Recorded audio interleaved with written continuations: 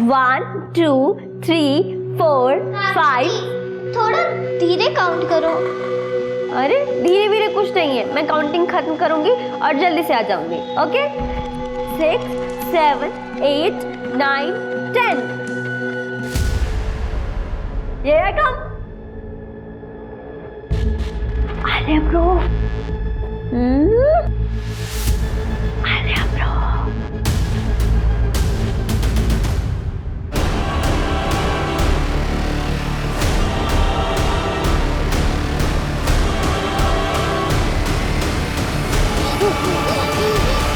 एक कहावत है कि कौवे को दूध से कितना भी नहला दीजिए वो हंस नहीं बन सकता। ठीक वैसे ही दुर्जन व्यक्ति को कितने भी संस्कार दे दें वो सज्जन व्यक्ति नहीं बन सकता। नमस्कार, मैं आशुतोष राणा आप सभी का हार्दिक स्वागत करता हूं क्राइम पेट्रोल के नए अध्याय शातिर क्रिमिनल्स में। हम अक्सर जब भी दुनिया को देखते हैं तो सोचते हैं कि दुनिया इतनी बदहाल क्यों है। कहीं लोग अपने ही दोस्तों को नौकरी से निकलवा रहे हैं, एक दूसरे के क्रिएटिव आइडियाज चुरा रहे हैं, यहां तक कि कुछ देश अपने आसपास के छोटे मोटे कमजोर देशों तक पर कब्जा कर रहे हैं। और इस सब का बस सिर्फ एक ही कारण है, सत्ता की लालच, वर्चस्व की भूख। और आज की हमारी कहानी में मुजरिमों ने लालच के ऐसे पायदान पार कर दिए हैं जिसे देखकर आपके रोंगटे खड़े हो जाएंगे।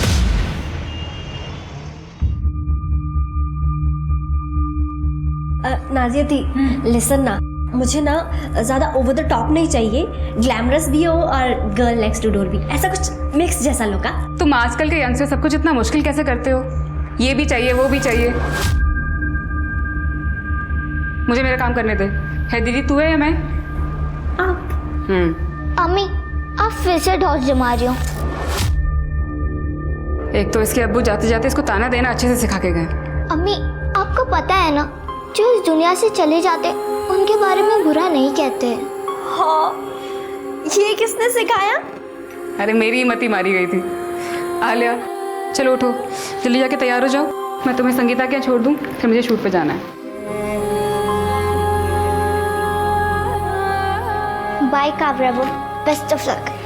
Thanks Alia bro. सुन काव्या, ध्यान से जाना, आजकल कोई भी प्रोड्यूसर बनके लड़की को फंसाने की कोशिश करता है। थैंक यू दी।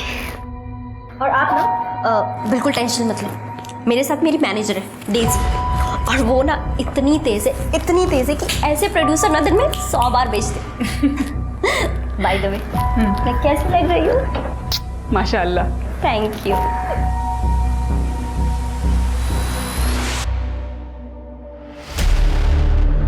बहुत खूबसूरत लग रही हो काव्या।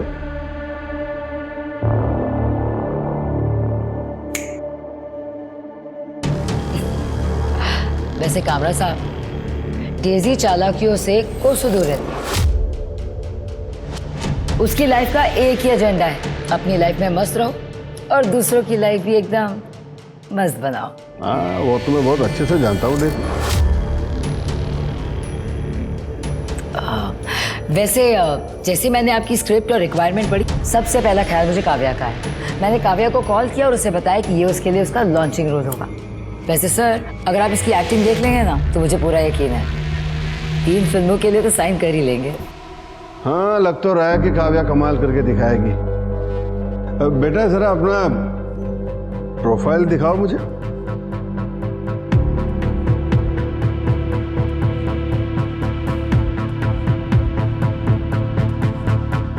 अरे काव्या, सर को जरा अपना बेली डांस मूव दिखाना, मैं गाना चलाती हूँ तुम्हारे इधर को। मैं बिना म्यूजिक के दिखा देती हूँ, एक सेकेंड ना।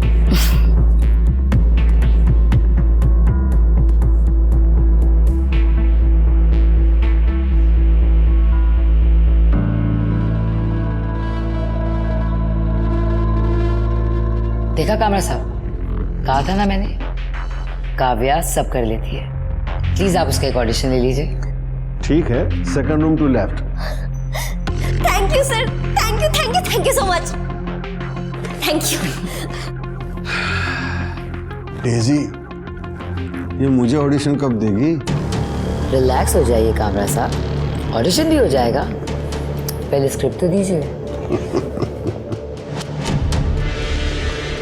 स्क्रिप्ट इतना हल्का? कामरा साहब आप भी ना बहुत कंजूस हो गए, रहने दीजिए आप। अरे मैं मजाक कर रहा था कहीं से। वेट दूसरी स्क्रिप्ट देता हूँ।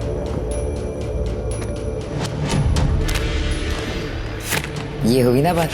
कब? कल रात 9 बजे आपके ही ऑफिस में।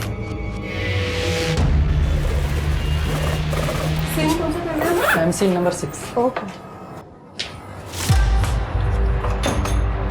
टोनी क्या कर रहा है तू? कितनी देर से तेरे को फोन कर रहा हूँ, फोन काहे को नहीं उठाया तूने? ब्रेक था, आलिया साथ थी। उसको पता है ना अपने बारे में, तो फिर क्यों इतना सोचती है? पता है पर पसंद नहीं है। वो तुम्हें अपने अब्बू की जगह कभी नहीं ले सकती। सुन, अपन ने डिसाइड किया ना शादी बनाने को, फिर कैसे चलेगा? तेरी बच्ची के लिए क्या अपन प्यार को सैक्रिफाइस करते? आलिया मेरी सब कुछ है, अगर वो रेडी नहीं है शादी नहीं करूंगी मैं। I am sorry. उसकी बच्ची को कुछ तो करना पड़ेगा। अंकल अंकल 10 रुपया दो ना, अंकल अंकल 10 रुपया। ए भाग यहाँ से, जब देखो मांगते रहते हो। वैसे भैया इन भिखारियों का भी एक अलग ही टैलेंट है, मांग मांग के लखपति बन जाते हैं। मुझे लगता है ना कि मुझे भी अभी यही धंधा करना पड़ेगा यार। 3 महीने हो गए हैं, एक दिन का काम नहीं मिल रहा है। अरे बेबी तू टेंशन क्यों लेती है, मैं हूं ना।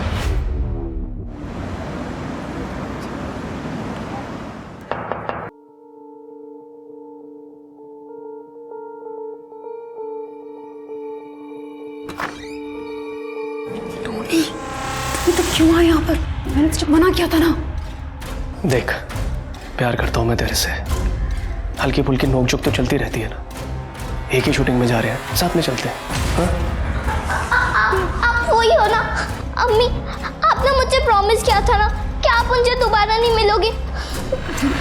अरे बेटा, ऐसी कोई बात नहीं है। देखो मैं तुम्हारी मम्मी को सिर्फ पिक करने आया हूँ। और देख बेटा, मैं बहुत अच्छा आदमी हूँ।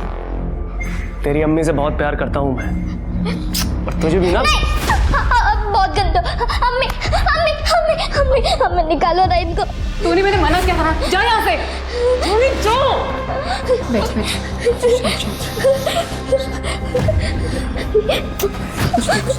शांत कुछ नहीं।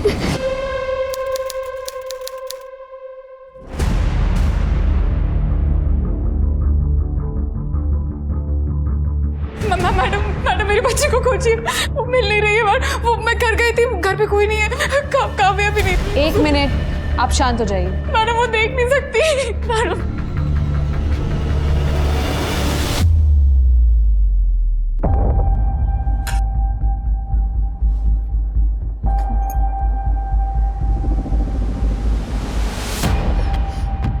अब बताइए क्या हुआ? सर मेरी बेटी है आलिया, वो देख नहीं सकती। मैं हेयर ड्रेसर हूँ, मेरी नाइट शिफ्ट लगती है, तो मैं उसको घर पे छोड़ के गई थी काव्या के पास। काव्या मेरी फ्लैटमेट है। काव्या। हाँ जी। काव्या इसको संभाल लेना, मैं लेट हो रही हूँ, मैं शूट पे निकलना है। हाँ? आलिया मम्मी को माफ़ कर दो। मुझे आपसे बात नहीं करना है। दी आप जाओ। संभाल लेना। आलिया रोते नहीं है। चलो हम लोग ना छुपन छुपाई खेलेंगे। जब सुबह वापस आई तो काव्या और आलिया कोई घर पे नहीं था सर। काव्या फोन भी नहीं उठा रही सर। तो क्या आलिया काव्या के साथ अक्सर रहती थी? हाँ सर, मैं काव्या को पैसे देती थी, नाइट शिफ्ट होती है मेरी, तो बेबी सिटिंग के लिए रात को कोई मिलता नहीं है, और काव्या को भी पैसों की ज़रूरत थी। तो तेरे इस प्रोड्यूसर का क्या हुआ, कामरा का? वो कह रही थी ना ऑडिशन बहुत अच्छा गया था। अरे नहीं दी, उसको ना एक्टिंग और ऑडिशन छोड़ के ना किसी और ही चीज़ में इंटरेस्ट था। बेड में रोल प्ले में। डेजी से कह रहा था मुझे तभी रोल देगा अगर मैं उसके साथ कॉम्प्रोमाइज़ करूँगी। मना कर दिया मैंने। सही किया। वैसे दी इस बार ना मेरे पास रेंट तक देने के पैसे नहीं है। तो तू अपने पापा से बात क्यों नहीं करती? राजे बिल्डर्स की बेटी है। मैं अपने दम पे कुछ करना चाहती हूँ दी। वैसे आपके पास कोई काम हो तो बताना मुझे। मुझे एक नया हॉरर शो मिला है, मैं बात करके देखती हूँ। मैं क्या सोच रही थी, मेरी नाइट शिफ्ट होगी अब, तो तू आलिया का ख्याल रख ले। उससे तेरी इनकम भी हो जाएगी थोड़ी सी, और दिन के टाइम पे तो ऑडिशन निपटा लियो। थैंक यू दी, थैंक यू सो मच। तो क्या आपको लगता है काव्या ऐसा कर सकती है? नहीं सर, काव्या आलिया से बहुत प्यार करती है, पर सर ये टोनी जरूर कर सकता है। श्री इनसे आलिया का फोटो ले लो, सर्कुलेट कर लो, और एक काव्या की भी डिटेल्स ले लो, और एक काव्या और टोनी दोनों का नंबर ट्रैक पे डालो। टोनी कहाँ मिलेगा? ये ले।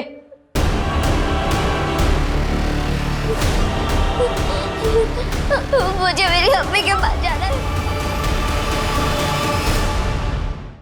क्या आलिया किडनैप हो गई? फाइट मास्टर है ना तू, ज़्यादा एक्टिंग मत कर, करियर खराब हो जाएगा तेरा। साहब, मैं आलिया को शादी के लिए मनवाने वाला था, उसे किडनैप करके मेरे को क्या मिलेगा? नाजिया मिलेगी तुझे। साहब, मैं नाजिया से सच्चा प्यार करता हूँ, उसे हर्ट करने की सोच भी नहीं सकता। और काव्या को? कहीं ऐसा तो नहीं कि तू आलिया से मिलने गया और काव्या ने तुझे मिलने ना दिया, और इसलिए तूने काव्या को रास्ते से हटा दिया? काव्या साहब, उससे आज तक मैं मिला तक नहीं। मेरे को सिर्फ इतना पता है कि वो नाजिया के साथ उसके घर में रहती है, अच्छी लड़की थी। हाँ, लेकिन नाजिया ने एक बार ये जरूर बताया था कि वो बहुत बड़े बाप की बेटी थी। पैसों के लिए तो नहीं उठाया ना दोनों लड़कियों?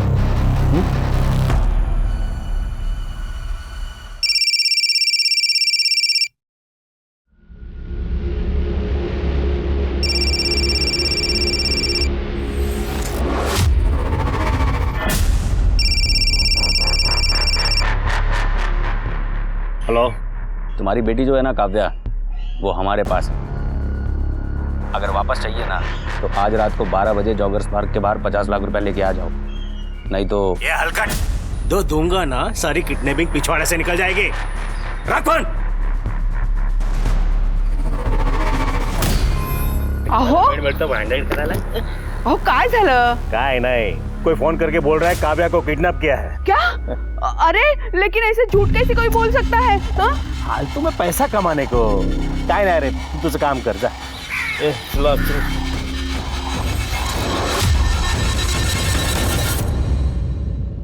हे बघा सर, काव्या के फोटो किसी ने फ्रॉड में डाले, सोशल मीडिया के मैसेज में उसके बारे में पूरा बुरा लिखा है। कौन है आदमी? सुनील कामरा। तेरा बेटा ना भाई? मकान मालिक ने घर मुझे दिया था, ये कमरा मैंने काव्या को दिया था। आपने कभी काव्या के साथ पैसों के रिलेटेड कोई बात की थी, लाइफ इंश्योरेंस पॉलिसी वगैरह की? ऐसा भी हो सकता है कि काव्या ने आलिया को पैसों के लिए किडनैप किया हो। नहीं मैडम, मेरे पास कहाँ इतने पैसे हैं। और रही बात काव्या की, तो वो बहुत काफ़ी रईस खानदान से थी। माँ बाप से झगड़कर वो आई थी एक्ट्रेस बनने के लिए। आलिया को नुकसान सिर्फ वो टोनी पहुंचा सकता है मैडम।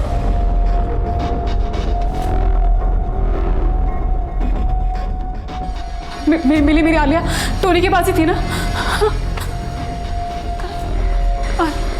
आलिया वहाँ पे नहीं है। हमने टोनी का घर बहुत अच्छी तरह से चेक किया। मुझे लगता है कि टोनी ने अगर वाकई आलिया को किडनैप किया तो कहीं और रखा होगा।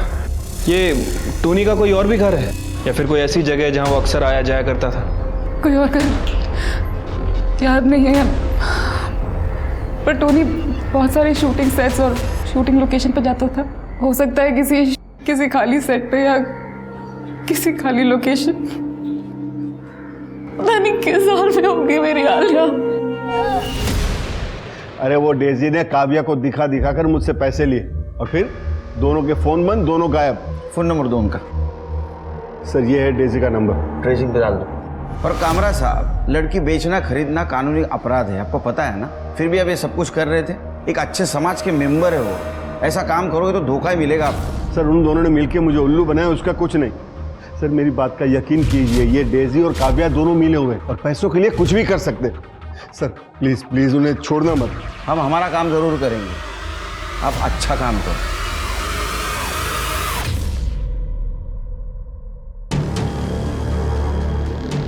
क्यों मनसुख भाई, है ना लड़की खरा सोना?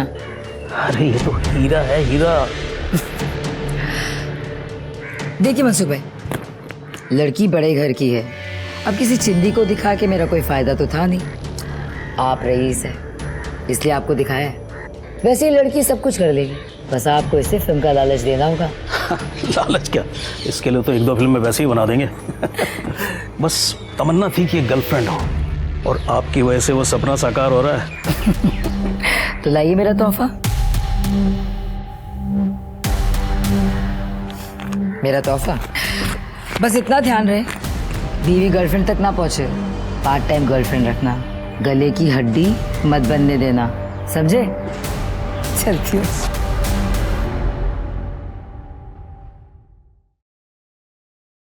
सर इतनी ज्यादा शक्कर? अरे तृप्ति, ये शिरके और इसके भाभी की वजह से मैं 4 चम्मच से 2 चम्मच पे आया था। दिमाग चलना बंद हो गया मेरा। बात ध्यान रखो शिरके, 4 चम्मच शक्कर की चाहे दिमाग की बत्ती जलाए, समझे? और ये ह्यूमन ट्रैफिकिंग का बहुत बुरा एक्सपीरियंस है मेरा। वो लड़की कहाँ है? और टोनी? सर वो टोनी को तो मैंने लॉकअप में रखा हुआ है। उसकी फ़ोन लोकेशन भी चेक की। उसका फ़ोन सारी रात नाजिया के घर के आसपास ही एक्टिव था। नाजिया घर के पास क्या कर रहा था? सर कह रहा था कि दारू पी के नाजिया का वेट कर रहा है। उसके बाद उसे शूटिंग के लिए कॉल आया तो वहाँ से चला गया। रात को शूटिंग, इसको कॉल आया, इसका नशा उतर गया। इसको तो बाद में देख लूंगा मैं। काव्या के रूम में कुछ मिला? नहीं सर, पर सर नाजिया बता रही थी कि काव्या किसी अमीर बाप की बेटी है और यहाँ फिल्मों में स्ट्रगल करने के लिए आई है। सर बहुत ही सिंपल लड़की है, कोई बुरी आदत नहीं है, सिर्फ डांसिंग और एक्टिंग का शौक है। 1 महीने पहले डेजी नाम की लड़की से मिली थी, तब से काफ़ी खुश थी। लेकिन सर 8 अगस्त की सुबह से काव्या का फ़ोन बंद हो गया, उसी के एरिया में। सर वैसे मैंने नाजिया और काव्या के बैंक स्टेटमेंट भी चेक किए हैं। कुछ खास पैसा नहीं है दोनों के अकाउंट में। इसका मतलब काव्या आलिया को किडनैप नहीं कर सकती, वो भी पैसों के लिए। सिर्फ मुझे लगता है ये काव्या और डेजी, इनका कुछ फ्रॉड गेम चल रहा है। सर कहीं ऐसा तो नहीं कि इन दोनों के फ्रॉड गेम में इन्होंने आलिया को भी इन्वॉल्व कर लिया हो? तुम्हारा दिमाग चल रहा है सिर्फ। सर बादाम। अच्छा, तो अभी आगे क्या करने वाले हो? सर डेजी, आलिया और काव्या, इन तीनों का फोटो सर्कुलेट कराते हैं। ज़रूर इन तीनों को किसी ने देखा होगा। तो करो।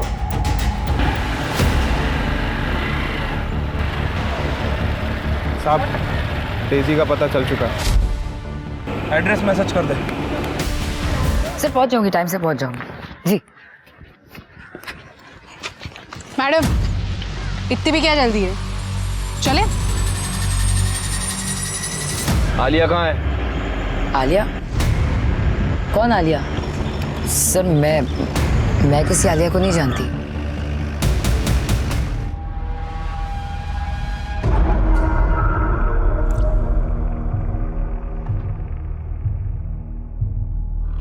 आहो, ये देखो, आपने मेरे लिए जो घड़ी ऑर्डर की थी वो अभी आई है।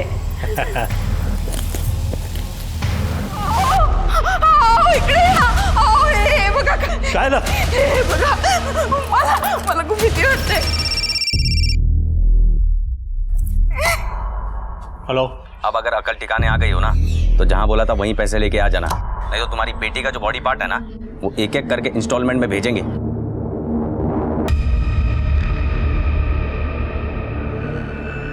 हे सगळं काय होतंय? हमारी काव्या तो यूके गई है ना वेकेशन के लिए, तो ये सब बस तू चिंता काय को कर रही है? मैं हूं ना। ये बंदा जो कोई भी है वो हमें येड़ा बना रहा है। अब देखो मैं कैसे उसे पेड़ा खिलाता हूं। सर मैं कोई इलीगल काम नहीं करती। कामरा को हीरोइन चाहिए थी और मैं काव्या की मैनेजर हूँ, इसीलिए मैंने काव्या को कामरा से मिलवाया था।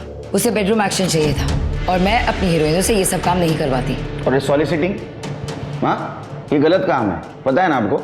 हमने इनसे पैसे लिए, मनसुख से पैसे लिए, बाकी बहुत सारे मर्दों से पैसे लिए। सर ये शादीशुदा मिडिल एज बेहुदा इंसान से इन्होंने आपसे कहा और आपने इनकी बात मान ली। सर मुझे तो लगता था आप लोग समझदार हैं। सर ये पैसे वाले लोग अपनी बीवी के सगे नहीं है तो आपके होंगे। जेवढं विचारलं ना तेवढंच बोलायचं, समझलं ना? तुमने और काव्या ने मिलकर सब कुछ किया है नहीं उस लड़की के साथ? मैं नहीं जानती कि आलिया कौन है। सर मैं तो खुद परेशान हूँ काव्या को लेके। मुझे उसे एक प्रोड्यूसर से मिलवाना है, उसका फोन बंद आ रहा है। तुम्हारा मोबाइल दो, तुम चेक करो। सर ये गलत बात है सर। क्या गलत है क्या सही है हमको मत बताओ। ये आपको भी पता है और ये मुझे भी पता है कि आप लोगों के पास मेरे खिलाफ कोई भी सबूत नहीं है, तो क्यों आप मेरा और अपना टाइम खोटी कर रहे हैं? मैडम आपका सारा काला चिट्ठा निकाल रखा है हमने। सर पहली बात तो आप तमीज से बात कीजिए। मैं अगर इस शहर की एक अच्छी सिटीजन हूं, उसका मतलब ये नहीं कि आप लोग मेरे साथ कुछ भी हरकत करेंगे और कुछ भी बोलेंगे। कुछ भी? एक बच्ची गायब हुई है और हमें पता है तेरा कुछ ना कुछ कनेक्शन है इसके साथ। सर मैंने आप... अरे रुको, अंदर किधर जा रहे हो? रुको रुको सर। आ गया मेरा शेर लॉयर। सर आपको मुझसे बात करने से पहले इनसे बात करनी होगी। करनी है? नहीं? ठीक है, phone. Thank you, it was nice meeting you sir. Bye. चलो बघतो तुला नंतर।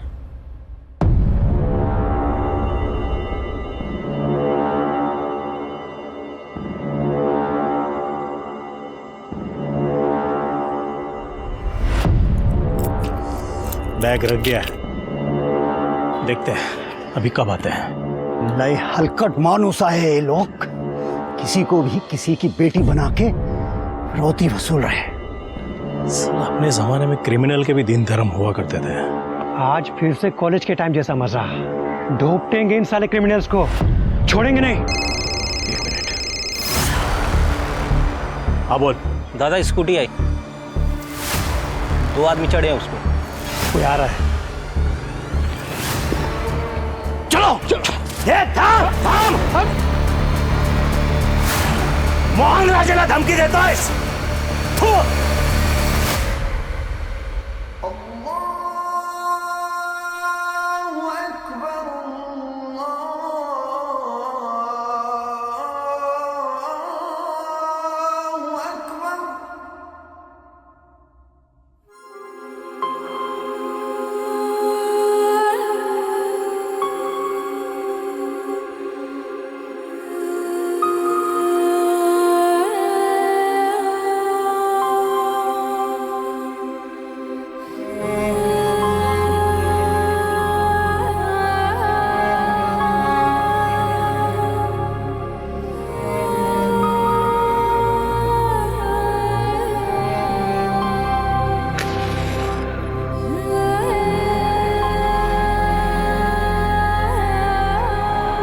मेरी बच्ची और काव्या जहाँ भी हो उन्हें सलामत रखना ऊपर वाले। कानून के हाथ जितने लंबे होते हैं कई बार उतने बंधे हुए भी होते हैं, और इसी कारण डेजी जैसे लोग कानून का फायदा उठाते हैं। सबूतों के अभाव की वजह से गलत करके भी वे साफ बच जाते हैं। वहीं दूसरी ओर मोहन राजे जैसे लोग हैं जो पुलिस के पास जाने की जगह खुद के कानून बनाकर फैसले करने लगते हैं, बिना जाने समझे कि इसका नतीजा क्या होगा। उन्हें नहीं पता था कि एक मां के लिए अपनी बेटी को खोने का दर्द क्या होता है।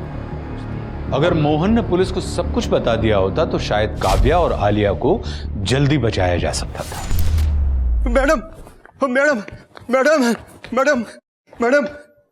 अरे इसे क्या हो गया? स्मिता उठ गए, उठ बस आरामात बस। अरे घाबरू नको, ये उंगलियां अपनी काव्या की नहीं है। मुझे पता है कि वो काव्या की उंगलियां नहीं है, लेकिन किसी और बच्चे की तो हो सकती है ना। आजकल इतने किडनैपिंग के न्यूज आते हैं न्यूज़पेपर में। ये देखिए आज का ही पेपर, ये दोनों बच्चियां किडनैप हुई है। कहीं इनकी तो उंगलियां नहीं है ये? हाँ सर वो नाजिया का फोन ट्रैकिंग पे डाल रखा था, लेकिन नाजिया को अभी तक रैंसम के लिए कोई कॉल नहीं आया है। श्रीके मुझे नहीं लगता आलिया की किडनैपिंग पैसों के लिए की गई हो। ये टोनी, काव्या और डेजी, इनका कुछ पता चला? सर हमने काव्या के बारे में इंफॉर्मेशन निकाली है। सर काव्या सबसे यह कहती थी कि वो काफ़ी अमीर बाप की लड़की है। लोगों से कहती थी कि राजे बिल्डर्स की बेटी है। राजे बिल्डर्स की बेटी? तो इतने अमीर बाप की बेटी ऐसे धंधे क्यों करेगी? फोन में कुछ मिला? सर मैंने पता किया, टोनी के फ़ोन में कोई सस्पिशियस कॉल या मैसेजेस नहीं मिले, और काव्या के कॉल डेटा रिकॉर्ड्स में भी मोस्टली सारे कॉल्स कास्टिंग वालों से और नाजिया को किए गए थे। लेकिन हाँ सर, काव्या का फ़ोन 2-3 बार ऑन हुआ था। एक बार गोरेगांव में, दूसरी बार मीरा रोड में और तीसरी बार बोरिवली में। कुछ तो मिला होगा? नहीं सर, हमने सभी जगह की बीट चौकी को इन्फॉर्म कर दिया था, लेकिन किसी ने भी काव्या को नहीं देखा। और ये डेजी के फ़ोन में मुझे सबसे ज़्यादा शक इस डेजी पर है। सर 8 तारीख को डेजी लोनावला में थी मनसुख भाई के साथ। लोनावला? वहाँ के पुलिस स्टेशन से कांटेक्ट करो और काव्या और डेजी दोनों की डिटेल्स वहाँ दे दो। अरे कहाँ है? मैं मोहन राज है और मेरी वाइफ स्मिता राज है। हमें ये पार्सल डिलीवर हुआ था।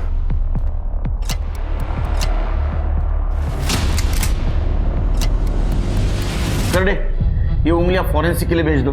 सर आपको जब पहला फोन आया यहाँ आ जाना चाहिए था। ओ मला काय माहिती होतं? मेरी बेटी तो यूके में है, रोज वीडियो कॉल होता है। इसका मतलब ये उंगलियां आपकी बेटी की नहीं है?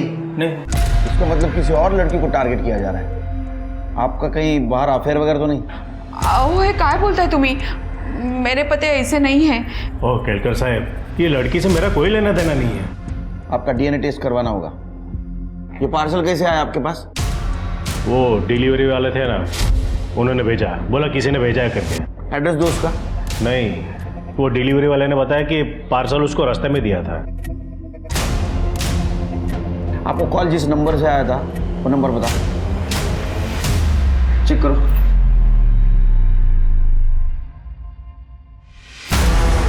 सर इन्हें तो काव्या के नंबर से ही कॉल्स आ रहे हैं। ये देखिए दोनों नंबर सेम है।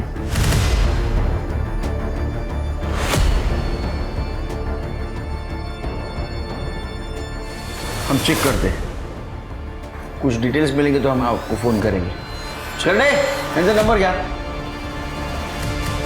ये काव्या सबको बोलती थी ना कि वो अमीर बाप की बेटी है। सर कहीं ऐसा तो नहीं कि किसी ने काव्या को गलत फहमी में अमीर समझ के किडनैप कर लिया? और ये आलिया उसके साथ थी तो उसको भी गायब कर दिया। सिर के काम करो, ये काव्या ने किस किस को झूठ बोला था पता करो। सर ऐसा भी हो सकता है कि ये सब नाजिया ने ही किया हो और अपनी बेटी आलिया को किडनैप करवा दिया हो ताकि हमको उस पर शक ना हो सकता है ये काव्या किडनैपिंग केस है। सारे प्रूफ और एविडेंस फिर से चेक करो और सिर के मुंबई का मैप लेके आओ। ठीक है सर।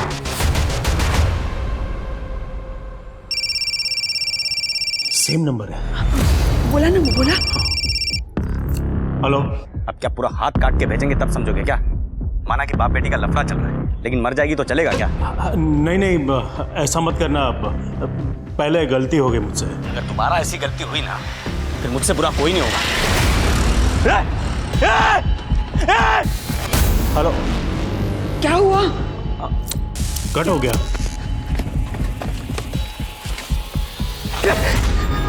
क्या करूं? डर तो गया है, गड़बड़ नहीं करेगा।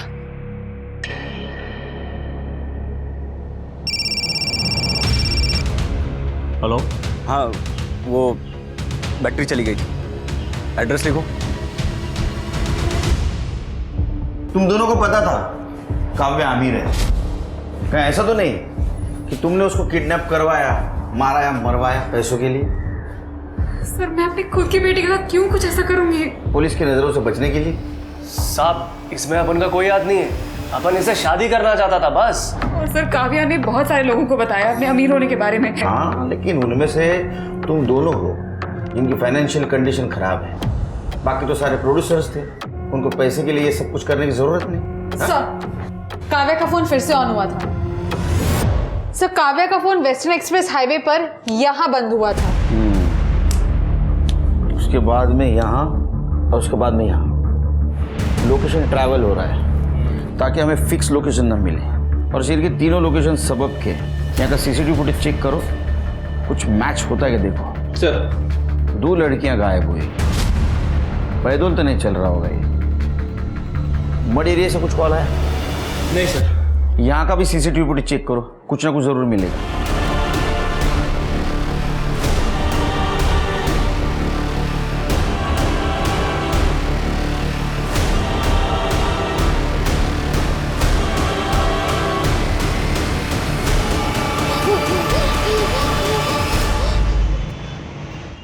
सर मैंने सभी जगह का सीसीटीवी फुटेज चेक किया है और लोकेशन भी चेक की है। एक कॉमन फैक्टर है जो सभी जगह नजर आ रहा है। ये देखिए, ये स्कूटर यहाँ पर भी है, यहाँ पर भी और यहाँ पर भी है। चेहरा नहीं दिख रहा, हेलमेट पहना है इसने। वैसे ये स्कूटर डेजी धवन के नाम रजिस्टर्ड है। लोन पे लिया था सर उसने, लेकिन उसने EMI नहीं भरी और जब बैंक वालों ने स्कूटर को उठाना चाहा तो उसने कह दिया कि स्कूटर चोरी हो गया। कंप्लेंट की थी? नहीं सर। डीजी को लेके आओ। काव्या ने इससे भी झूठ बोला था। सर, एक नए नंबर से फोन आया था पैसों के लिए। आज रात को पैसा देना है। हर क्रिमिनल एक गलती करता है, इसने भी कर दी।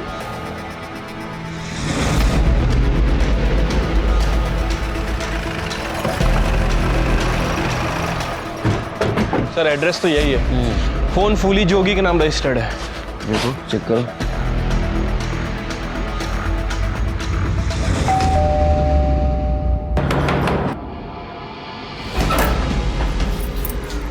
हाँ जी, क्या हुआ? ये नंबर आपका है? अरे हाँ, ये नंबर तो हमरा ही है। कछु इनाम मिला है का? हाँ, बहुत बड़ा इनाम है, तो रखने के लिए जगह देखनी है। तृप्ति। अरे अरे अरे, ऐसे कैसे घुसे जा रहे हैं? कछु बताएंगे? और बात का है? एक सेकंड मैडम। अरे नहीं, पहले अरे सर, घर काफी छोटा है, यहाँ पे किसी को रखना मुश्किल है। अच्छा भाभी जी बताइए, आपका फोन चोरी हुआ था? नहीं। दूसरा कोई यूज कर रहा है उसको? नहीं नहीं, हम अपना फोन वहाँ किसी को नहीं देते हैं। और जब हमारे पति घर पे नहीं होते हैं ना, तो हम अपना दरवाजा हमेशा बंद रखते हैं। इस वक्त कहाँ है आपके पति? ये दोनों लड़कियों को जानती हैं आप? पता नहीं कहाँ जाते हैं, बताते भी नहीं हमको। हमको तो लगता है उनका किसी के साथ चक्कर चल रहा है। हे भगवान, इसके साथ भी चक्कर चला लिया इन्होंने। मैडम, जितना पूछा गया उतना बताइए। हम नहीं जानते, मगर हाँ, कल हमारा फोन खराब हो गया था तो वो बनवाने ले गए थे और हमको कुछ नहीं पता है। आपके पति देव काम क्या करते हैं? डिलीवरी बॉय हैं। अच्छा, डिलीवरी बॉय है। शिरके, मुझे लगता है यही है वो जिसने मोहन राज के घर पे उंगलियां डिलीवर की। तो डिटेल्स निकालो, फोन ट्रैक पे डालो। सर। शिरके, मड एरिया में से जहाँ से हमें कॉल आया था, मुझे लगता है ये काव्या और अलिया दोनों उसी एरिया में होंगी। और ये काव्या की उंगली काटी गई थी ना? हाँ सर, मैंने काव्या के घर से मिले डीएनए से मैच किया, वो काव्या की उंगलियां हैं। और सर डॉक्टर्स का कहना है कि काव्या जब जिंदा थी तब वो उंगलियां काटेंगे। तो शिरके, उसके घाव भरने के लिए मेडिसिन की जरूरत पड़ी होगी। चेक करो, मड एरिया के किसी मेडिकल में से दवाई खरीदी नहीं है क्या? सर बस रुक, मैं आ रही हूँ। 2 मिनट बस आ रही हूँ। डेजी धवन, फाइनली हमें तुम्हारे खिलाफ सबूत मिल गया है। अरे यार, ये पुलिस के पचड़े खत्म ही नहीं होते। 2 मिनट तेरे को कॉल बैक करती हूँ। क्या सबूत? ये बाइक, इसका लोन आपके नाम पे ही है ना? हाँ, मैंने इसके पैसे दिए थे। मतलब संतोष को वो स्कूटी मैंने ही खरीद के दी थी। क्यों? कौन संतोष? मेरा कैब ड्राइवर है, मैं उसी के साथ आती जाती रहती हूँ। उसी की कैब में बाहर खड़ा है।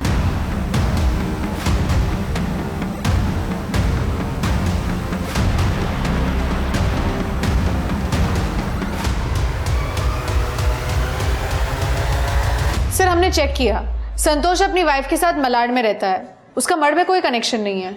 और सर वो मेडिकल का पूरा सामान मठ से ही खरीदा गया था। लेकिन प्रॉब्लम यह है कि उस एरिया में केवल एक ही मेडिकल स्टोर है और वो एरिया काफ़ी बड़ा है, वो लोग कहीं भी हो सकते हैं। और सर, मैंने देखा उस दिन संतोष की कैब काव्या के घर के एरिया में ही थी जिस दिन काव्या गायब हुई थी, 8 अगस्त की सुबह। देखो, 2 लड़कियों की जान खतरे में। संतोष तुम्हारा ड्राइवर था और काव्या तुम्हारी दोस्त। तुम्हारा या संतोष का मर्ड में कोई कनेक्शन है? देखिए सर, मैं लफड़े करके पैसे नहीं कमाती, लेकिन हाँ, मेरे पास एक मर्ड कनेक्शन है। आप चाहे तो मैं आपकी मदद कर सकती हूँ, लेकिन उसके बदले में आपको मेरे ऊपर जितने भी केसेस हैं सारे ड्रॉप करने होंगे। मंजूर है तो बताइए। शुभ नहीं, 1 केस ड्रॉप कर सकता हूँ, कामरा का, पर फालतू मानूस होगा। वैसे सर, संतोष की बीवी मठ पे एक बंगले में काम करती है। उसका जो मालिक है वो सिंगापुर में रहता है, साल में 1 बार आता है दिवाली पे।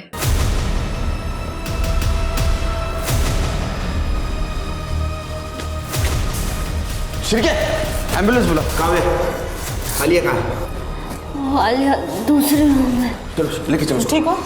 सर पूरा घर खाली है, आलिया कहीं नहीं मिली। क्या करोगे उसको जिंदा रख के? फंसना है क्या भाई? फंसना बसना कुछ नहीं, बहुत हो गया आप। उस चक्कर में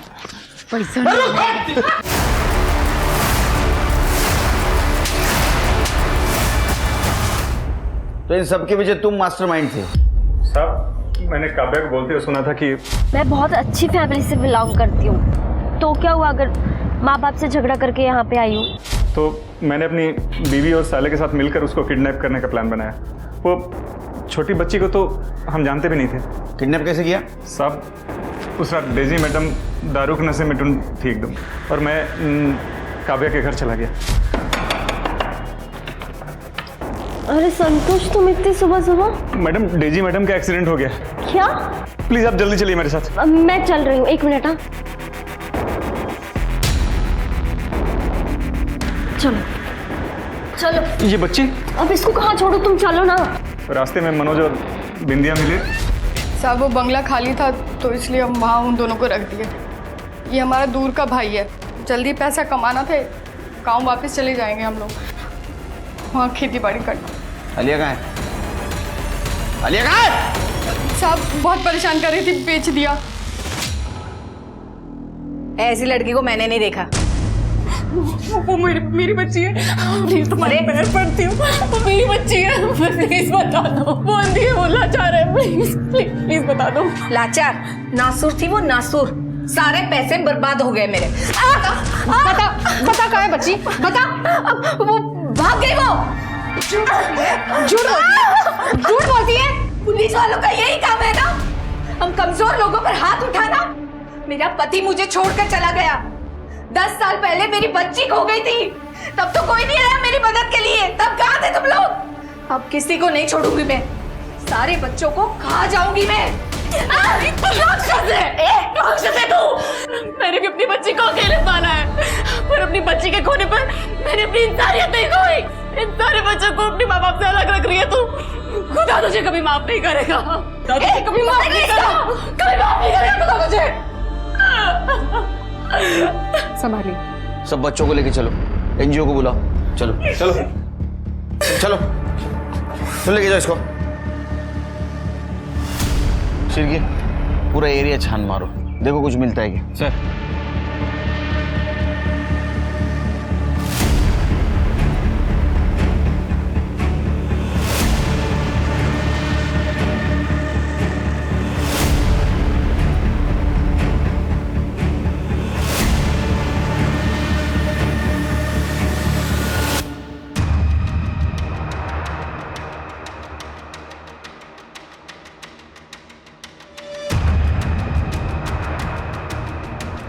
करडे लवकर या। सर ये देखो, लगता है इसे अभी खोद के फिर से भरा गया। गड्ढा खोदने वाले को बुलाओ। सर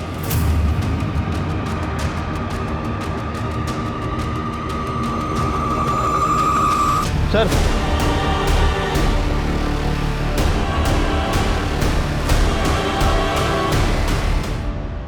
सलमा, हमें आलिया की लाश मिली है, आप लंबा जेल जाओगी। मैंने नहीं मारा उसे, मैंने नहीं मारा उसे, उसे बंटी ने मारा है। मैं तो उस बच्ची की जान बचा रही थी।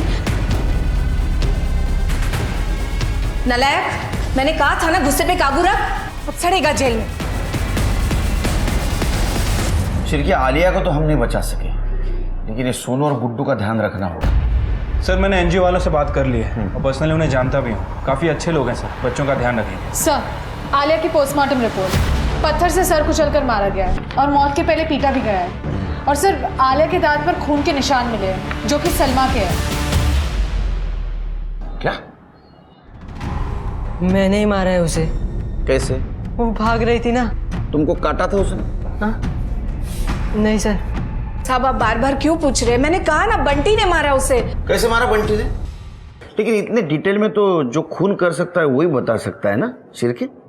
हाँ, तुम्हारे स्किन के और ब्लड के ट्रेसेस मिले उसके दांत में।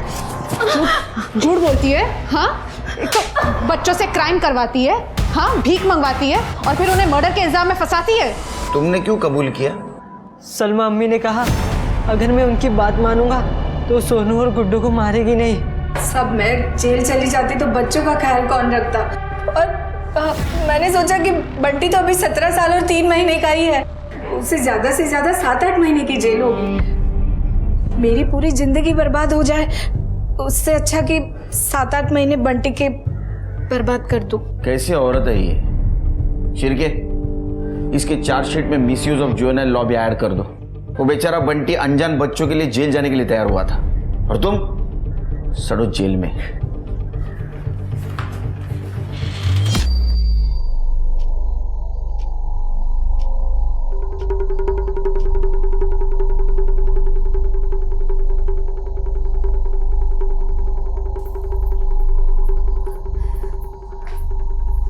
हेलो रिया, बेटा निधि को निकले हुए 2 घंटे हो गए लेकिन वो अभी तक घर नहीं पहुंची है। देखो वो फोन भी नहीं उठा रही है मेरा। अगर तुमसे उसकी कोई बात हो ना तो प्लीज मेरी बात करवा देना।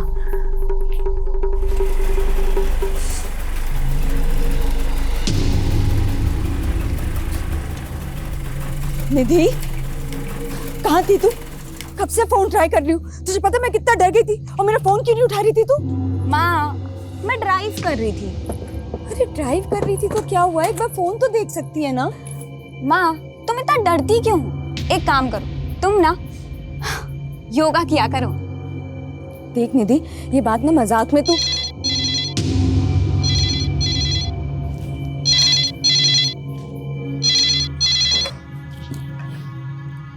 हेलो, कैसी हो मेरी जान?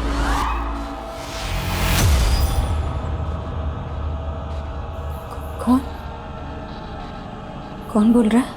11 जून 2001 की रात याद है ना? मैं लौट आया हूँ, जल्दी ही मिलूंगा तुमसे मेरी जान। क्या हुआ मम्मा?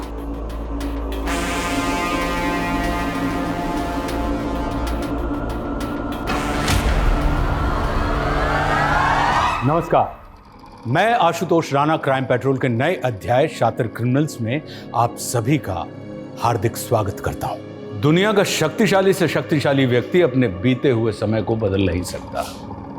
याद रखिए, हमारा अतीत हमारे साथ परछाई की तरह चलता है। हम लाख कोशिश कर लें मगर हम अपने अतीत को बदल नहीं सकते, उसे झुठला नहीं सकते। वक्त का पहिया रीमा को भी उस मकाम पर ले आया था जहां उसका खौफनाक अतीत उसके सामने सुरसा की भांति मुंह खोले हुए खड़ा था और अतीत की यह दस्तक रीमा की जिंदगी पर कहर डालने वाली थी।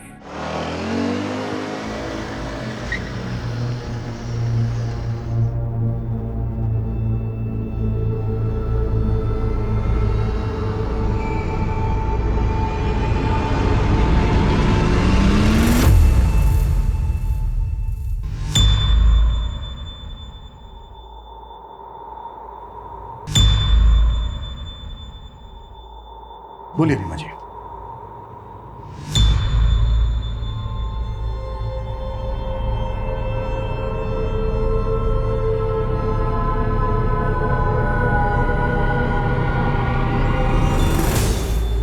रीमा जी, अगर आप कंफर्टेबल नहीं हैं तो इट्स ओके, हम फिर किसी दिन बात कर सकते हैं। सर,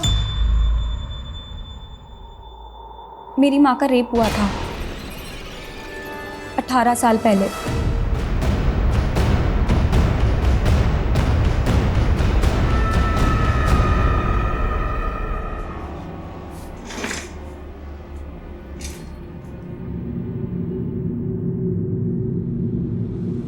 शिवा जी, आपने बहुत अच्छा किया जो अपनी बेटी की बात मानी। अपने गुजरे भयानक अतीत का सामना करने के लिए बहुत हिम्मत चाहिए होती। रीमा जी, 18 साल पहले जो ये दर्दनाक घटना आपके साथ घटी, ये आप हमें डिटेल में बताइए प्लीज। 11 जून 2001 की रात थी।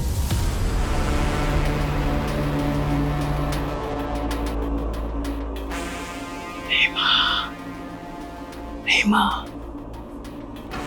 रीमा, रीमा।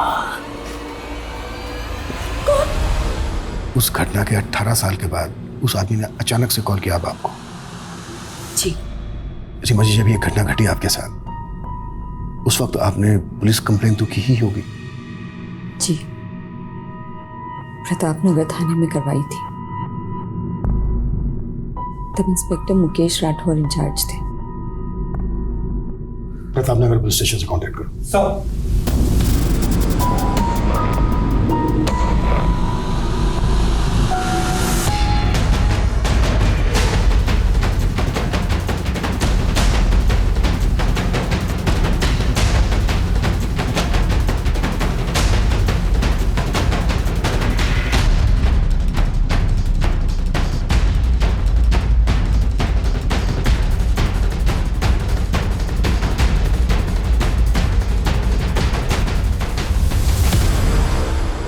दोनों स्टेटमेंट अलग है? मतलब? या सर, ये रीमा का रीसेंट स्टेटमेंट है जो उसने हमें दिया है, और ये 2001 का स्टेटमेंट है। दोनों स्टेटमेंट में उसने अलग अलग कहानी सुनाई है। रेप की तारीख से लेकर हर इंसिडेंट एकदम अलग है सर। मानो दोनों केसेस एक दूसरे से बिल्कुल अलग हो। और रेप के कुछ दिन के बाद, यानी कि 17 जून 2001 को उसने प्रतापनगर थाने में रेप की शिकायत दर्ज करवाई अपने पति राजेश चौहान के साथ।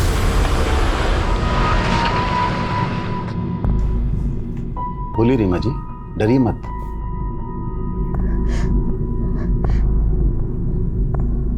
मेरा रेप हुआ है। वो जबरदस्ती घर में घुस गया था। कौन था वो? कब हुआ है? 13 जून। पूरी बात बताइए रीमा जी। तब आप क्या कर रही थी? आपके पति कहाँ थे? इनकी नाइट ड्यूटी थी। करीबन 10 बजे मैं अपने कमरे में सो रही थी जब रीमा, आप घर कब लौटे? करीब 1:30-2 बजे जब मैं घर आया तो ओए! ओए! ओए! ओए, रुक साले! ओए! एक मिनट। रेप 13 जून को हुआ और आप लोग रिपोर्ट लिखवाने अब आए? मैं बहुत डर गई थी। गलती रीमा की नहीं है सर। हमारी सोसाइटी ऐसी है जहां पर रेपिस्ट से ज्यादा रेप के विक्टिम को ताने सहने पड़ते हैं। ये 18 साल पुरानी बात है। माना इतने टाइम में आदमी काफ़ी सारी चीज़ें भूल जाता है, लेकिन रेप के वक्त रीमा का पति रीमा के साथ था या नहीं, ये वो कैसे भूल सकती है? सवाल ये उठता है मिश्रा कि 18 साल पहले जो रीमा ने स्टेटमेंट दिया था वो गलत था, या अब जो हमें दिया है वो गलत है? हमें दोनों स्टेटमेंट वेरीफाई करने होंगे। सर, रीमा चौहान के कॉल रिकॉर्ड्स आ गए। रीमा को उस रात 11 बजे साउथ दिल्ली के लैंडलाइन से कॉल आया था। दिल्ली पुलिस से कांटेक्ट करो, पता करो वो आदमी कौन था जिसने कॉल किया था।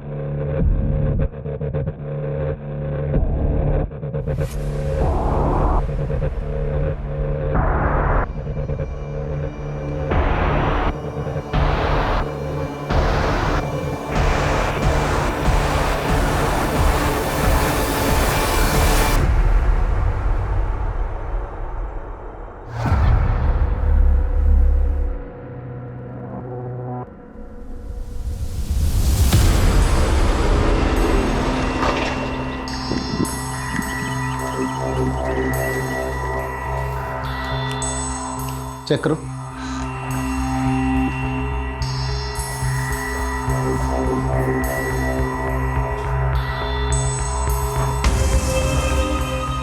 उसने यहाँ मेरे साथ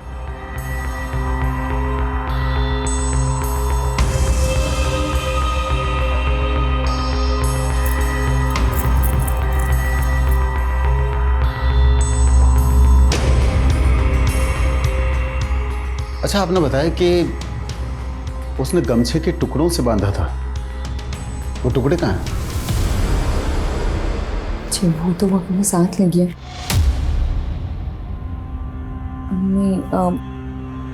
मैं शायद एक मिनट से यहाँ शायद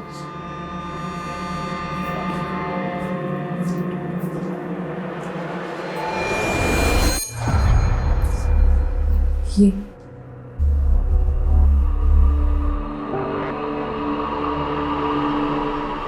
रीमा के मेडिकल एग्जामिनेशन में ऐसा कोई सॉलिड एविडेंस नहीं मिला जिससे प्रूव हो सके कि रीमा का रेप हुआ है। क्या रेप के कुछ दिन बाद एग्जामिनेशन हुआ इसलिए? मे बी, लेकिन एक कारण ये भी है कि रेप होने के बाद रीमा अपने पति राजेश के साथ एक्टिव थी। क्या? हाँ, क्योंकि प्राइवेट पार्ट पर जो मार्क्स मिले हैं वो एक पैशनेट की वजह से भी हो सकते हैं। ये तो रीमा ने खुद ही अपना केस कमजोर कर लिया।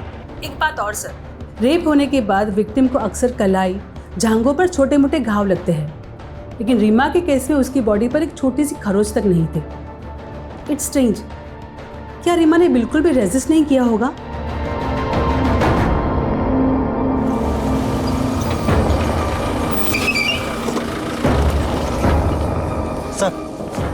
सर आपको एक बात बतानी थी। क्या? रीमा का जहाँ रेप हुआ था उस जगह 11 जून को चोरी की 3 वारदातें हुई थी। रीमा की केस से कोई कनेक्शन लगता है? सर चोर की कदकाठी रीमा के रेपिस्ट से मेल खाती है और एक विटनेस का कहना है कि उस चोर ने गमछा भी पहन रखा था। चोरियां हुई 11 जून को और रेप हुआ 13 जून को। हो सकता है दोनों क्राइम एक ही आदमी ने किए हों। लेकिन सर जहाँ चोरी हुई वहाँ रेप की कोई वारदात नहीं हुई और जहाँ रेप हुआ यानी कि रीमा के घर वहाँ चोरी नहीं हुई। सर मुझे दोनों केसेस अलग अलग ही लग रहे हैं। सर 2001 में भी इन्वेस्टिगेटिंग टीम को इस बात का शक था कि रीमा उनसे कुछ छुपा रही थी। उसके कैरेक्टर पे भी सवाल उठे थे। शनि अफेयर। तो क्या ये रेप का नाटक अफेयर को कवर करने की वजह से था? अगर ऐसा था तो फिर इतने सालों बाद वही नाटक करने के पीछे क्या वजह हो सकती है?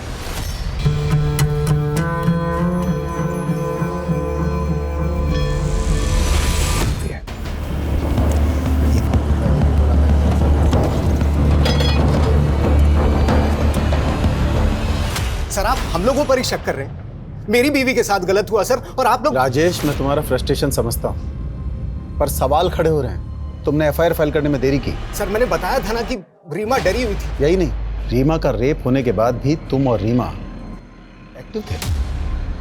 ये कोई मामूली बात नहीं है राजेश। तब मुझे पता ही नहीं था कि रीमा के साथ में रेप हुआ है। क्या? उस रात जब मैं गमछे वाले आदमी के पीछे भागा, वो हाथ नहीं आया, तो मैं भागकर घर वापस आया। मेरे को बहुत चिंता हो रही थी रीमा को लेकर। रीमा, रीमा, राजेश, रीमा, राजेश वो डरने की कोई बात नहीं। भाग गया वो। तुम्हें कुछ हुआ तो नहीं? ठीक तो ना? तुम चिंता मत करो, मैंने अपने आप को बाथरूम में बंद कर लिया था। थैंक गॉड तुम्हें कुछ हुआ नहीं, वरना रीमा को देखकर लगा ही नहीं कि उसके साथ किसी ने जबरदस्ती की है। लेकिन कुछ दिन बाद, अरे रीमा जल्दी बाहर निकलो यार, लंच बॉक्स दे दो, लेट हो रहा हूं।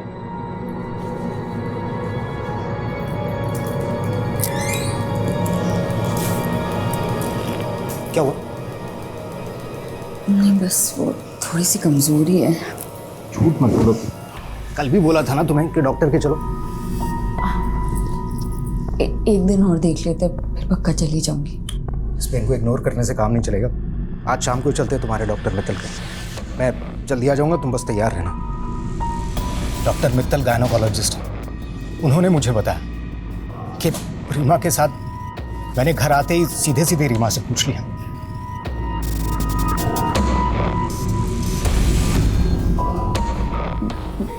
मैं डर गई थी, मुझे लगा था कि आप मुझे छोड़ दोगे। इतना भी भरोसा नहीं था मुझ पर। भूल हो गई। अरे भूल तुम्हारी नहीं है, तुम्हारे साथ गलत हुआ है। उस कमीने को तो छोड़ूंगा नहीं मैं। रीमा, हम पुलिस के पास जाएंगे। पुलिस? हाँ रीमा, हमें पुलिस के पास जाना ही होगा। अच्छा, ये गमछे वाला आदमी कौन हो सकता है?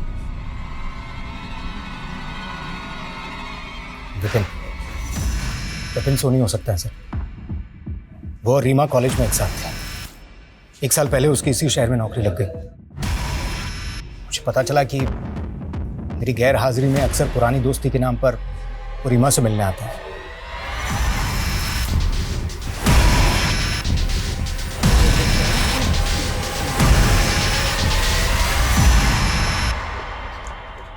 जगन सर, पूजा दहिया रेप केस की फाइल निकालो। जी सर।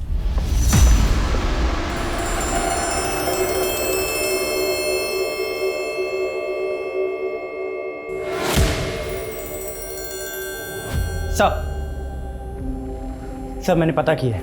राजेश की गैर हाजिरी में जो आदमी रीमा से मिलने आता था वो विपिन ही है। याद रखिए रीमा जी, पुलिस को गुमराह करना भी एक जुर्म है। आप क्या कह रहे हैं, मैं कुछ समझ नहीं पा रही। मैं समझाता हूँ। सालों पहले पूजा दहिया नाम की औरत का केस अखबारों की सुर्खियां बना था। आपने नाम जरूर सुना होगा। जी नाम तो सुना हुआ है। बिल्कुल आपसे मिलता जुलता केस है। आप ही की तरह उसके घर में भी मुंह पर एक गमछा बांधकर एक आदमी घुस आया था। आप ही की तरह उसके साथ जबरदस्ती की। कहना क्या चाहते हैं? यही कि आपने इसी बात का फायदा उठाया। जब आपके पति राजेश ने विपिन को घर से भागते हुए देखा तो आप डर गई और आपने पूजा दहिया की कहानी को अपनी कहानी से जोड़ दिया। राजेश, राजेश प्लीज समझाइए इन्हें। आप समझिए मिस रीमा चौहान, आपके पड़ोसियों ने कंफर्म किया है कि आपका दोस्त आपसे मिलने अक्सर आपके घर आता था।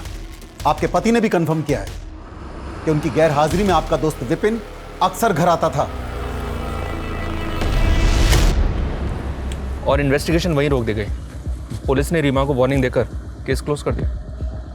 यानी विपिन सोनी से पुलिस ने बात की नहीं, जिसके साथ रीमा का अफेयर होने का शक था। जी, और अब तो इस केस के investigating officer Mukesh ji retired हो चुके होंगे।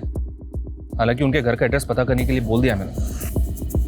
कहानी एक ही है, लेकिन सब अपना अपना वर्जन सुना रहे हैं और अपने वर्जन में हर कोई सही होता है। रीमा से एक बार और मिलते हैं, देखते हैं इस बार क्या कहानी सुनाती है।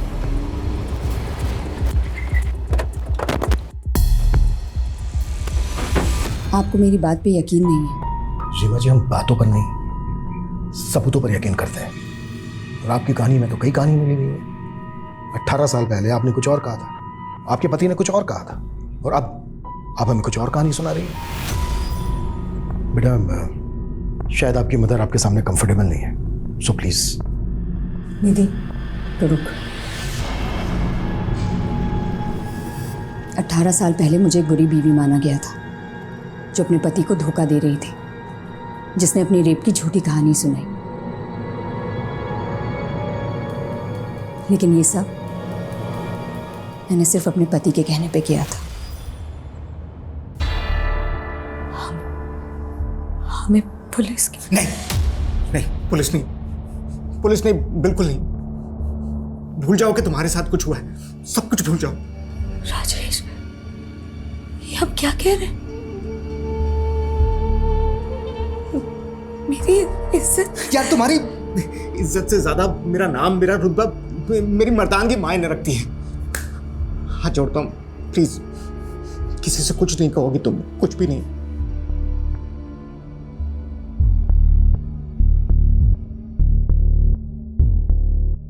रीमा, ये इंजरीज नॉर्मल नहीं है। बताओ मुझे क्या हुआ है? कुछ भी। रीमा, तुम कुछ छुपा रही हो ना? आप क्यों जिद कर रही हैं?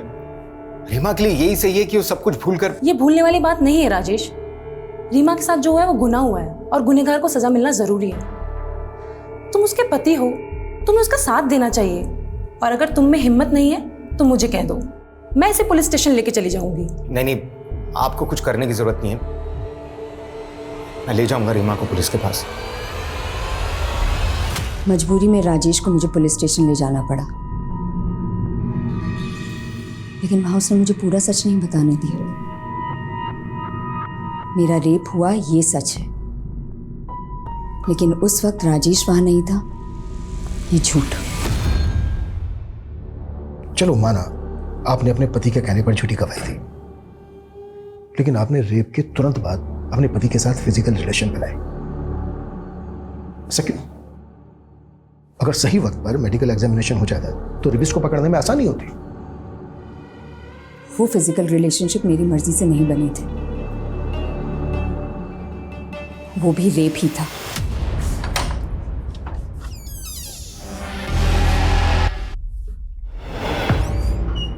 शराब पी कर आए? हाँ, आया हूं पी के। तो उस आदमी ने तो सिर्फ मेरे शरीर को दर्द दिया था, लेकिन राजेश। और जब आप डॉक्टर से मिली तो आपने डॉक्टर को अपना सारा सच बता दिया। कुछ सोचा नहीं था सर,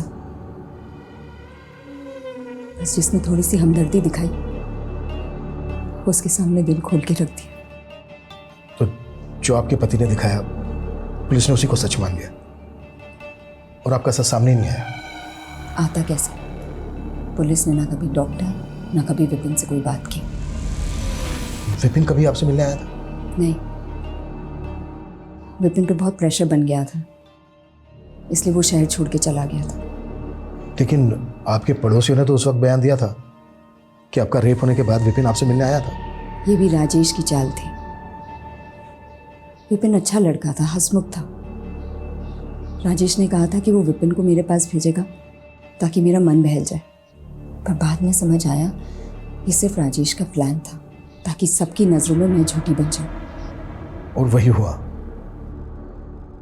एक रेप विक्टिम से ना सोसाइटी यही एक्सपेक्ट करती है कि वो मजबूर दिखे, दुखियारी दिखे। अगर वो थोड़ा सा हंस ले, नॉर्मल जीने की कोशिश करे, तो पता नहीं क्या चुप जाता है लोगों को। पूजा दहिया को जानती हैं आप? पहले आप ही के इलाके में रहती थी। उसके घर में भी एक आदमी ठीक आप ही के घर की तरह चेहरे पर गमछा बांध के घुस गया था। जी, मैंने सुना तो था कि पूजा दहिया के केस में किसी को अरेस्ट किया गया। पूजा दहिया का केस स्टडी किया था तुमने? जी सर, और मुझे ऐसा लग रहा है कि पूजा दहिया और रीमा चौहान का केस आपस में कनेक्टेड है। तो क्या उस आदमी ने पूजा दहिया से भी कांटेक्ट किया होगा? इतने सालों के बाद वो अपने विक्टिम को कॉल क्यों करेगा? यह केस पुलिस के सामने एक चुनौती बन के खड़ा था। वारदात एक थी, लेकिन कहानियां अलग अलग। क्या राजेश ने अपने स्वार्थ के लिए झूठ का जाल बुना था, या पीड़ित नजर आ रही रीमा सबकी नजरों में धूल झोंक रही थी? अगर यह खेल रीमा का रचाया हुआ था, तो आखिर इसके पीछे उसका इरादा क्या था? और यह पूजा दहिया, ये कौन थी जिसका जिक्र छिड़ा गया था? क्या थी पूजा की कहानी?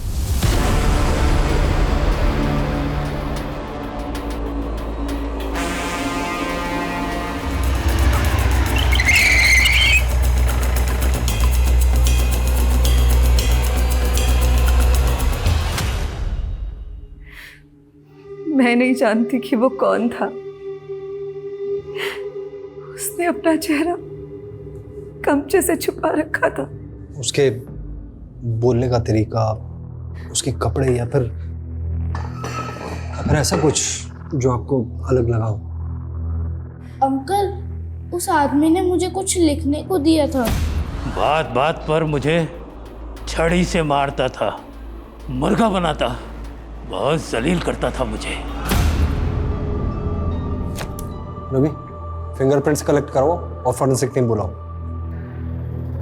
सुअर के बच्चों, तुम्हें कोई फिंगरप्रिंट नहीं मिलेगा, ऐसा कहा था उसने बोलने के लिए मुझे। वो आदमी बोलते वक्त हकलाता था, खासकर च बोलते वक्त। इन्वेस्टिगेटिंग टीम ने इस पूजा दहिया का बैकग्राउंड खंगाला सर। पूजा की फैमिली में दूर दूर तक कोई भी टीचिंग प्रोफेशन में नहीं था। शायद गुमराह करने के लिए लेटर लिखवाया गया हो। पहली टीम का भी यही मानना था। लेकिन यह भी तो हो सकता है कि उसने अपनी आप बीती लिखवाई हो। शायद उसके बचपन में उसके साथ कोई भयंकर हादसा हुआ हो। रेपिस्ट ने नकुल से और भी कुछ लिखा था, ये देखिए। सबसे पहले पूरा घर सर्च करेंगे, दरवाजे देखेंगे, तेरी माँ का बयान लेंगे, तेरा बयान लेंगे। ये जो कोई भी है पुलिस प्रोसीजर को बहुत अच्छे से जानता है। एक एक चीज लिखवाई है। मतलब ये पुलिस वाला भी हो सकता है, या फिर कोई ऐसा जिसका अपना पुलिस में हो, या फिर रहा हो। सर रीमा के केस के आईओ मुकेश राठौर का एड्रेस मिल गया है। रिटायर होने के बाद वो यहीं जयपुर में सेटल्ड है। लाइमलाइट के लिए? ये क्या कह रही है तू? मैं नहीं, नेबर्स, रिलेटिव सब यही बोल रहे हैं। देख, लोग कुछ भी कहें, लेकिन तू तो मुझ पे यकीन करती है ना। तुझे भी लगता है कि मैं झूठ बोल रही हूँ?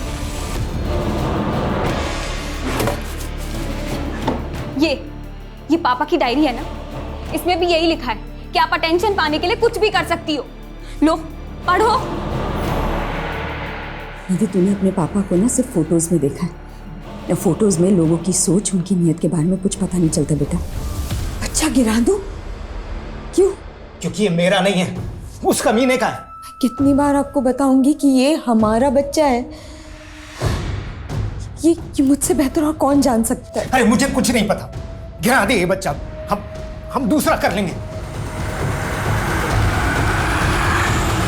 बहुत कोशिश की तेरे पापा ने मेरा अबॉर्शन कराने के लिए, लेकिन कोई डॉक्टर राजी नहीं हुआ। एक दिन तो तेरे पापा ने मुझे सीढ़ी से धक्का तक दे दिया था।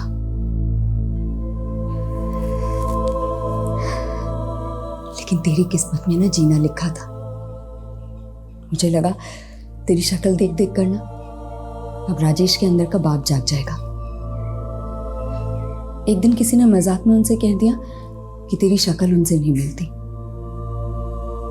बस उस दिन वो बिल्कुल टूट गए थे। मैंने समझाने की बहुत कोशिश की, लेकिन वो एकदम खामोश हो गए थे। और एक दिन बदचलन, चालू, बेहया, न जाने क्या क्या कहा लोगों ने मुझे। मन तो किया कि मैं भी राजेश की तरह,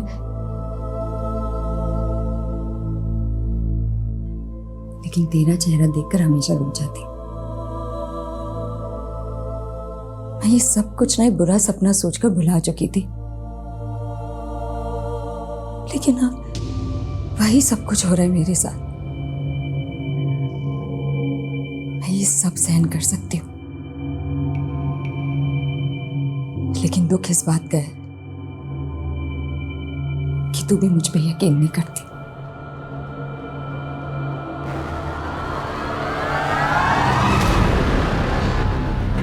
रीमा चौहान वाला केस, हाँ याद है मुझे। इस मामले में हमसे जो कुछ बन पड़ा हमने किया। यहाँ तक कि 2003 में अलग अलग पेट्रोलिंग टीम बनाई उस लोकेलिटी पर नजर रखने के लिए। और एक रात रुक रुक, गाड़ी पीछे ले। जी सर। रुक, कौन हुआ? क्या कर रहा है? रुक रुक रुक, वरना गोली मार दूंगा। रुक,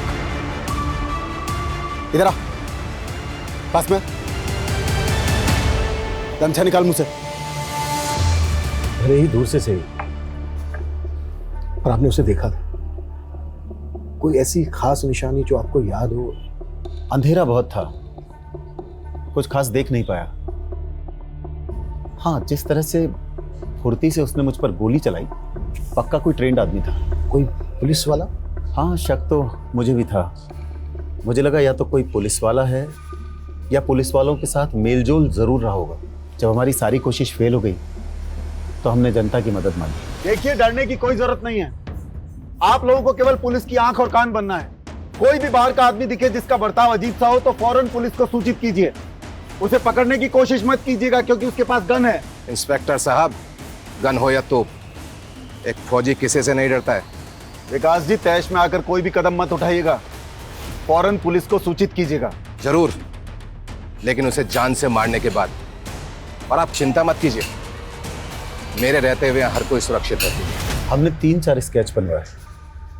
हैरानी की बात यह थी कि उनमें से एक स्केच हमारे खबरी अंगद से मिलता जुलता था। आपने अंगद को अरेस्ट किया था? फौरन धर दबोचा। तलाशी लो उसके घर की। साहब, घर का कोना कोना छान मारो। साहब, मेरे घर की तलाशी क्यों ले रहे हैं साहब आप?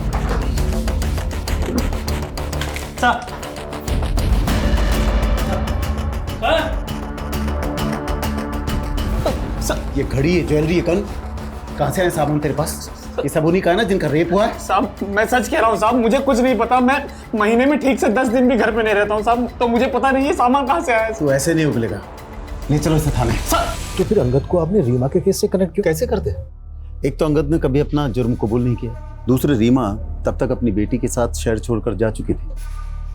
हाँ, इस बात का सुकून है कि मेरे ट्रांसफर होने से पहले ये केस क्लोज हो गया। 18 साल के बाद उस आदमी ने फिर से रीमा से कांटेक्ट किया है। क्या? यस। आपको क्या लगता है, क्या ये अंगद हो सकता है? अंगद कैसे हो सकता है? अंगद तो 2013 में जेल में मर गया, दिल का दौरा पड़ा था उसे। सर, अंगद को मरे हुए पूरे 6 साल हो चुके हैं। ये रीमा चौहान ये सब नाटक पब्लिसिटी के लिए कर रही है फॉर श्योर। कैसी पब्लिसिटी? क्या मिलेगा उसको पब्लिसिटी का? एक बार को अपने बारे में ना सही, पर कम से कम अपनी बेटी के बारे में तो सोचो। और वैसे भी ये तो कंफर्म है ना कि उस रात रीमा को कॉल आया था। हेलो, कैसी हो मेरी जान? ये भी तो हो सकता है सर, कोई कॉपी कैट। चांसेस बहुत कम है। चलो मान लेते हैं कि मुजरिम अभी भी फरार है। वक्त के साथ उसका काम करने का तरीका भी बदला, पहले चोरी, फिर रेप, उसके बाद मर्डर्स। जब रीमा का रेप हुआ तब उसकी उम्र होगी कोई 35-37, तो इस वक्त उसकी उम्र होनी चाहिए 52 से 55 के बीच।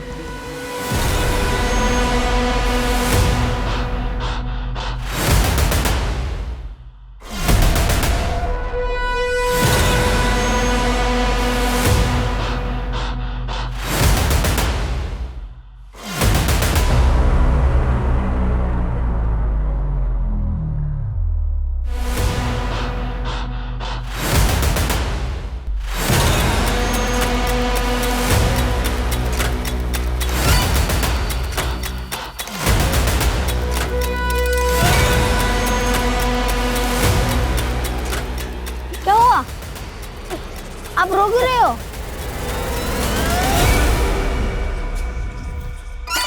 गुंजन, माँ को चल के सब बताना अभी, डरना मत।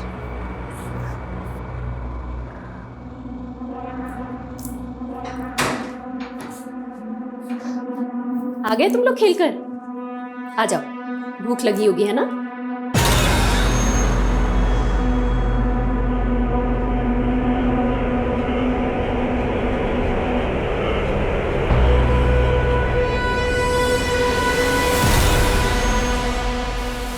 बेटा, ये सूरज अंकल हैं।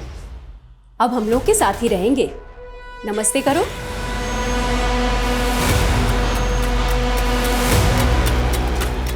बड़े प्यारे बच्चे हैं तुम्हारे। सर जितना हमने सोचा था उससे कहीं ज्यादा बड़ा मामला निकला। ये तो सबसे पुराना केस 28 साल पहले का है। इतने अरसे में 51 ऐसे रेप केसेस मिले हैं जिनमें सेम मोडस ऑपरेंडी का इस्तेमाल हुआ है। इसके अलावा 13 मर्डर केस में और 178 लूट केस में सेम पैटर्न फॉलो हुआ है। मतलब अंगद के जेल जाने के बाद भी ये केसेस होते रहे। एरिया कौन सा था? राजस्थान के अलग अलग शहरों के केसेस हैं सर। ये 1990 से 94 तक अलवर, 1994 से 97 जोधपुर, फिर 3 सालों तक उदयपुर और उसके बाद 2004 तक जयपुर। और इनमें से कहीं भी किसी भी जगह इस आदमी के खिलाफ कोई सुराग नहीं मिला। 2004 में 3 रेप विक्टिम से कल्प्रिट का डीएनए सैंपल कलेक्ट किया गया था। इस डीएनए को अंगद के क्लोज रिलेटिव के डीएनए से मैच करके देखो।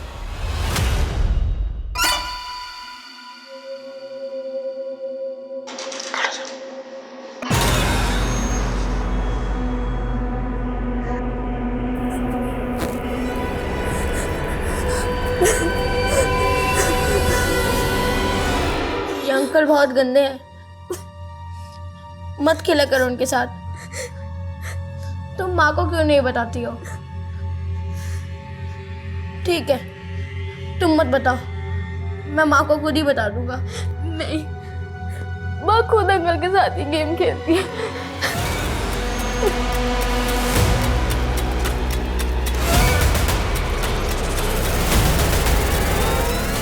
सर डीएनए सैंपल अंगद के भाई से मैच नहीं हुआ। बेचारा अंगद पूरी जिंदगी जेल में खत्म हो गई। एनीवे, डीएनए सैंपल है हमारे पास। एक काम करो, जितने भी मॉलेस्टर रेपिस्ट हैं उनके डीएनए से मैच करो। Okay sir.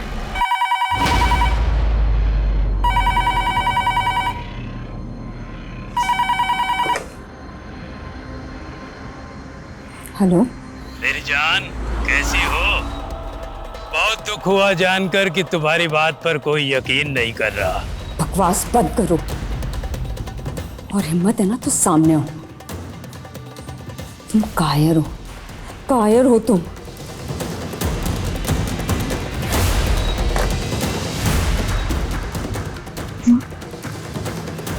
बोलोगे भी? क्या बोलना है तुम्हें? माँ वो अंकल। बड़े मजाकिया बच्चे हैं तुम्हारे। अच्छा बच्चों, मैं बाजार जा रही हूँ, 7 बजे तक आऊंगी। तब तक अंकल के साथ रहना, इन्हें परेशान मत करना।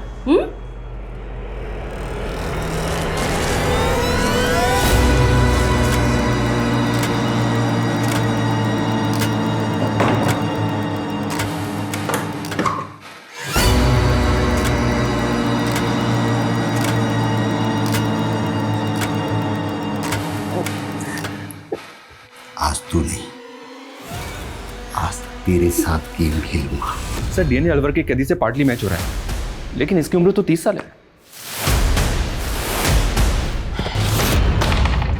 फिर ये वो नहीं हो सकता। आई थिंक उस आदमी को ट्रेस करने के लिए हमें किसी एक्सपर्ट की मदद लेनी होगी। देखिए ये डीएनए पार्टली मैच हो रहा है, यानी ये कैदी उस खूनी का रिश्तेदार हो सकता है।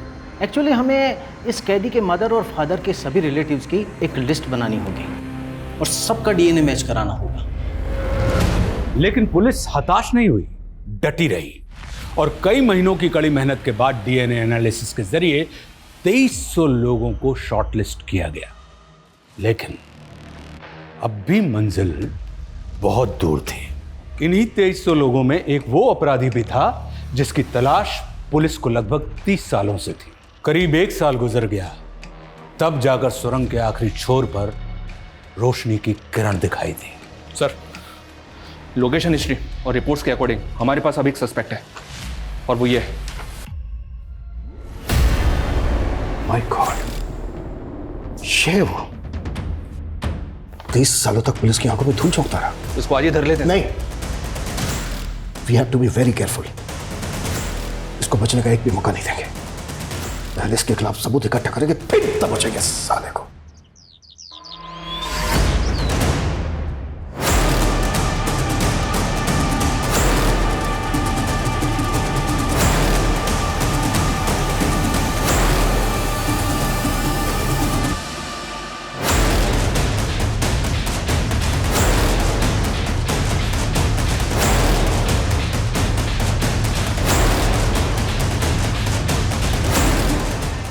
नजर बना के रखो उस पर, कुछ भी हलचल हो तुरंत मुझे इन्फॉर्म करना। सर। ओके, हमेशा। रिपोर्ट आ गई।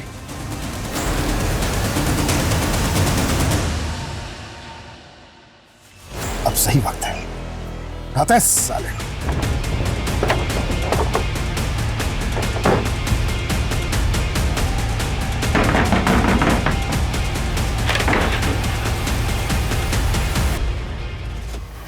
तीस सालों तक पुलिस की आंखों में बहुत धूल झोंकी है तूने। Now you are an arrest, ex policeman Jagan Shekhar.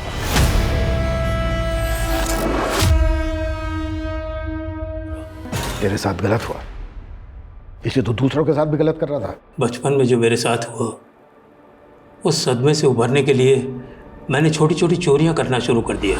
उसके बाद लोगों के घरों में घुसकर कुछ चीज़ें ले आता, फिर घरों में घुसकर सिक्के चुरा लाया। और ये काम मैंने पुलिस में आने के बाद भी चालू रखा। रेप करना कब से शुरू किया? 2000 से।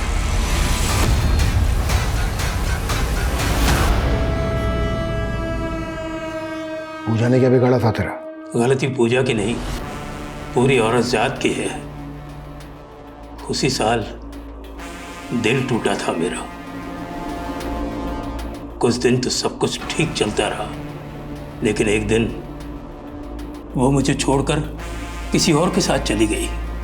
तभी से मुझे औरतों से नफरत होने लगी। और उसके बाद मैंने एक के बाद एक औरतों को शिकार बनाना शुरू कर दिया। अंगद को क्यों फंसाया? मेरे सीनियर मुकेश जी की पेट्रोलिंग बहुत तेजी से चल रही थी। मेरा काम करना बहुत मुश्किल हो गया था। मैंने सोचा अंगद को फंसाऊंगा तो पेट्रोलिंग थोड़ी ढीली हो जाएगी और मेरा काम आसान हो जाएगा। और हुआ भी वही। इतने सालों के बाद रीमा को कॉल क्यों किया? मैंने नया सोशल मीडिया का इस्तेमाल करना शुरू किया था और एक दिन उसी पर मुझे रीमा दिखी। मैंने उसका पीछा किया और मैंने उसका टेलीफोन नंबर उसके पड़ोसी से ले लिया। मैं सिर्फ उसे डराना चाहता था, क्योंकि कोई भी औरत मेरी आवाज़ सुनकर कांप उठे, ये ख्याल आते ही मुझे बहुत मजा आता है।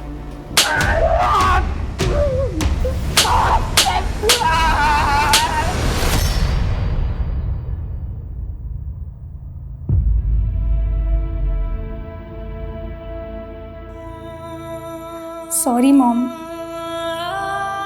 मैं गलत थी। आपने मेरे लिए कितने सेक्रीफाइस किए और मैं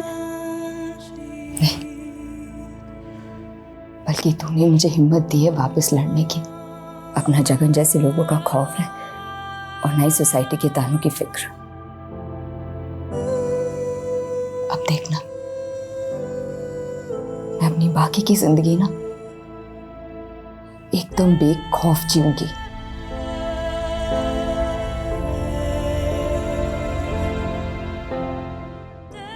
हमारे समाज में बलात्कार करने से ज्यादा उंगलियां पीड़िता पर उठती हैं कि लड़की ने क्या कपड़े पहने थे, क्यों रात को वो बाहर गई थी। ऐसे बेबुनियादी सवाल हमारा यही सो कॉल्ड सभ्य समाज उठाता रहता है, जबकि वास्तविकता यह है कि बलात्कार से अगर किसी का चरित्र कलंकित होता है तो वो सिर्फ बलात्कारी का।